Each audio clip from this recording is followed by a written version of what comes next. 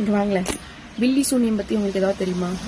இந்த நான் வந்துட்டு இருந்தேன்னா, கடைக்கு வந்துட்டு இருந்தேன். அப்போ வந்து 2 ஃபேமிலி சண்டை போட்டுட்டு இருந்தாங்க.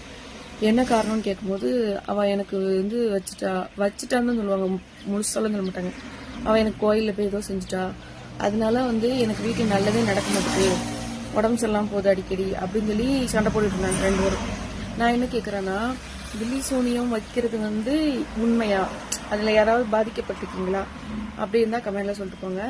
இன்னொன்று, நான் எனக்கு ஒரு ரொம்ப நாளாக இருக்கிற டவுட்டுங்க என்னன்னா, இந்த அரசியல்வாதி இருக்காங்கல்ல, அரசியல்வாதிக்குள்ள இல்லாத பகையும் இல்லை, அவங்க போடாத சண்டையும் இல்லை, அவங்க கிட்ட இல்லாத பைசாவும் இல்லை, அவங்களுக்கு தெரியாத பவரும் இல்லை, அவங்களுக்கு தெரியாத ஆளும் இல்லை, எல்லாமே அவங்க கையில் இப்போதைக்கு இருக்கு உலகத்தில்.